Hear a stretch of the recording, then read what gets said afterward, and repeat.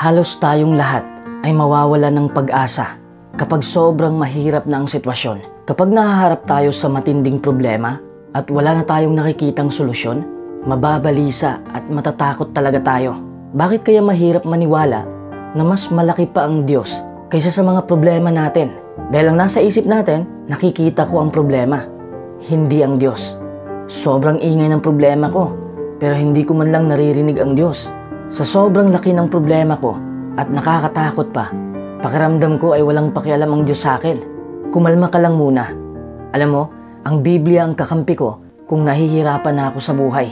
Pinapaalala kasi sa akin ng librong ito na hindi ako nag-iisa sa laban ng buhay. Kahit nga ang mga propeta ay naniniwala na tutulungan sila ng Diyos. Ayon sa Isaiah 41:10, huwag kang matakot dahil kasama mo ako. Huwag kang mag-alala dahil ako ang Diyos mo. Papatibayin kita. Oo, tutulungan kita. Talagang aalalayan kita sa pamamagitan ng matuwid kong kanang kamay. Marami ang nababalisa dahil sa kawalan ng trabaho. Ang ilan ay nawalan ng trabaho at hindi makakita ng ibang pagkakakitaan. Isip-isipin ang madarama mo kung sunod-sunod kang tatanggihan ng mga ina-applyan mo. Napakasakit, di ba? Sa gayong sitwasyon, nawawala ng paggalang sa sarili ang ilan. Papasok sa isipan mo, paano kaya ako matutulungan ng Diyos? Baka hindi ka naman niya agad bigyan ng magandang trabaho, pero maaaring ipaalaala niya sa'yo ang naobserbahan ni Haring David. Mababasa natin sa Awit 37:25. Bata ako noon, at ngayon ay matanda na, pero wala pa akong nakitang matuwid na pinabayaan, at wala akong nakitang anak niya na namamalimos ng tinapay. Oo, mahalaga ka sa Diyos, at sa pamamagitan ng kanyang kanang kamay ng katuwiran, ilalaan niya ang mga pangangailangan mo para patuloy kang makapaglingkod sa Kanya. Kapag may problema ka, sabihin mo sa Diyos, prayer changes everything. Malamang sasabihin mo, hindi naman nakikinig ang Diyos eh. Natural lang na masabi mo yan.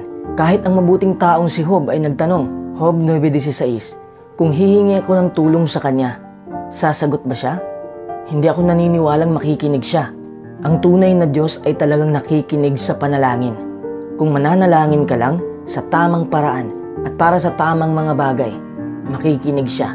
Sa katunayan, hinihimok niya tayo na lumapit sa Kanya. Ano naman ang maitutulong sa atin ng panalangin kung magiging bahagi ito ng ating buhay? Kapayapaan ng isip. Kapag may problema ka, maliit man yan o malaki, manalangin ka ng walang lubay at ipaalam ang mga pakiusap mo sa Diyos. Basahin natin ang Filipos 4:6. Huwag kayong mag-alala sa anumang bagay. Ipaalam ninyo sa Diyos ang lahat ng pakiusap ninyo sa pamamagitan ng panalangin at pagsusumamo na may kasamang pasasalamat. Tinitiyak sa atin ng Biblia na kung mananalangin tayo sa Diyos, ang kapayapaan ng Diyos na nakahihigit sa lahat ng kaisipan ay magbabantay sa ating mga puso at sa ating mga kakayahang pangkaisipan. Maaari tayong magkaroon ng kapayapaan ng isip kung sasabihin natin sa ating Ama sa Langit ang mga ikinababahala natin. Sa katunayan, hinihimok niya tayong gawin yan. Ito ang sabi sa Awit 55:22. Ihagis mo sa Diyos ang pasanin mo at aalalayan ka niya. Hindi niya kailanman hahayaang mabuwal ang matuwid. Sabi ko nga kanina, prayer changes everything.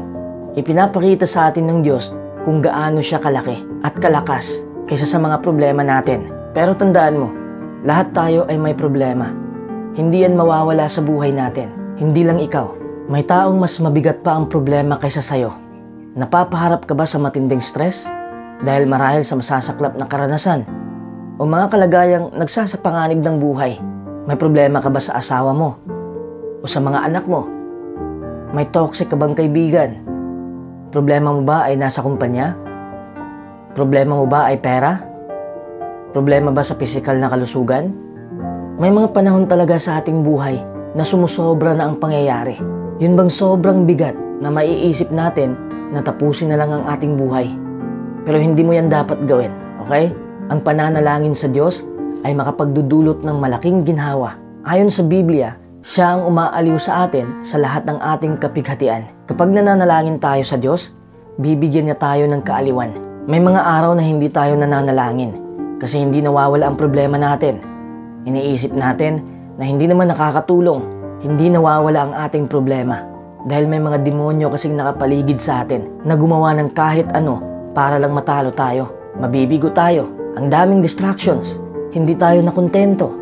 Kaya kailangan nating humingi ng karunungan sa Diyos. May mga desisyon tayo na habang buhay na makaapekto sa atin at sa mga mahal natin sa buhay. Paano tayo makakagawa ng matatalinong pasya? Sinasabi ng Biblia sa Santiago 1:5, kaya kung ang sino man sa inyo ay kulang sa karunungan, patuloy siyang humingi sa Diyos dahil sagana siyang nagbibigay sa lahat at hindi nandurusta at ibibigay iyon sa Kanya. Kung hihingi tayo ng karunungan sa Diyos, maaari niyang gamitin ang Kanyang banal na espiritu para patubayan tayong makagawa ng matatalinong desisyon.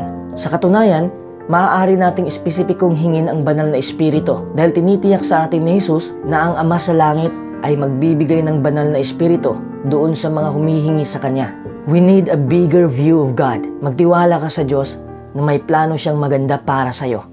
Makipag-usap ka sa Kanya at magtiwala ka na sasagot siya. Magbasa ka ng Biblia upang malaman mo kung paano niya tinulungan ang mga tao noon. Hindi mo na kailangang mag-alala ng sobra dahil mas malaki pa ang Diyos kaysa sa mga problema mo. Dapat buo ang pananampalataya mo. Hindi pwedeng naniniwala ka sa Diyos at sa kakayahan niya dahil yun ang sabi ng iba. Kapag ganyan, parang walang gaanong pagkakaiba ang pananampalataya at ang basta maniwala na lang. Ano naman ang sabi ng Biblia tungkol sa pananampalataya? Basahin natin ng Hebreo 11:1. Ang pananampalataya ay ang paghihintay sa mga bagay na may garantiya. Ang malinaw na katibayan na ang hindi nakikita ay totoo. Hebreo 11:6. Bukod dyan, kung walang pananampalataya, imposibleng mapalugdan ng lubos ang Diyos. Dahil ang sino mang lumalapit sa Diyos ay dapat na maniwala na siya ay umiiral at nagbibigay ng gantimpala sa mga humahanap sa Kanya ng buong puso. Learning how to make God bigger than your problems is about faith or trust in Him. Hindi sapat na sabihin mo lang na naniniwala ka sa Kanya. Kailangan mong damhin yun. Kailangan mong ipakita yun. You have to live it every day. God is greater than your problems, but it takes trust and faith in Him to be a part of the solution. Kasalukuyan ka bang napapaharap sa isang pagsubok sa iyong buhay?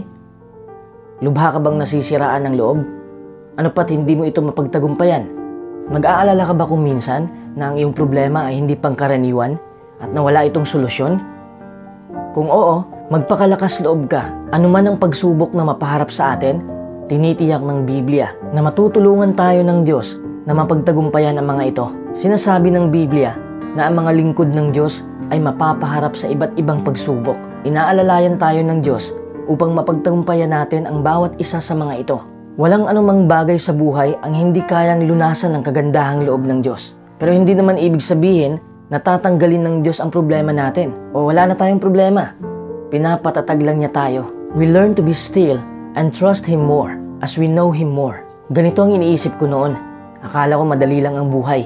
Akala ko komportable lang ang buhay at palaging maganda ang pangyayari. Kaya minsan nananalangin ako na sana'y tanggalin ng Diyos ang problema ko.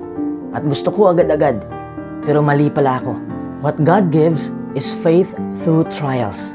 God is bigger than any problems. God is bigger than your worries. God is more powerful than the enemy attacking your life. That same God longs to grow your faith, so He allowed the hard parts to happen. God's plan for your life will require you to step out in the battle, but know that you are not alone in the fight. Pero alam ko na hindi ka gaanong naniniwala na tutulungan ka ng Diyos. Minsan nagpo-post ka ng mga quotes patungkol dito, pero hindi ka naman umaaksyon. Manalangin ka, pero sabayan mo rin ang pagkilos. Tumutulong din ang mga pagsubok upang malinang natin ang iba pang mga katangian natin. Marami sa atin ang hindi likas na mapagpakumbaba, ngunit makatutulong ang mga pagsubok upang malinang natin ang kinakailangang katangiang ito. Alalahanin ang naganap noong panahon ni Moises, nang magsawa ang ilan sa Israel na kumain ng mana linggo-linggo, buwan-buwan. Maliwanag na iyon ay isang pagsubok para sa kanila. Bagaman ang mana ay isang makahimalang paglalaan, ano ang layunin ng pagsubok na ito? Sinabi sa kanila ni Moises sa Deuteronomio 8:16, at sa ilang ay pinakain niya kayo ng mana na hindi pamilyar sa inyong mga ama, para turuan kayong maging mapagpakumbaba at subukin kayo nang sa gayon ay makinabang kayo sa hinaharap. Bilang mga Kristiyano, tayo rin naman ay pinag-uusig at tayo ay napapaharap sa iba't ibang pagsubok. Ngunit kung tatandaan natin na ang mga pagsubok ay nagpapatibay sa ating pananampalataya, ating ituturing na buong kagalakan kapag tayo napaharap sa mga ito. Kung iingatan natin ang ating integridad sa Diyos sa panahon ng pagsubok, magdudulot ito sa atin ng walang hanggang kaligayahan. Kasali sa ating mga pagsubok ang mga paghihirap na karaniwan sa sangkatauhan.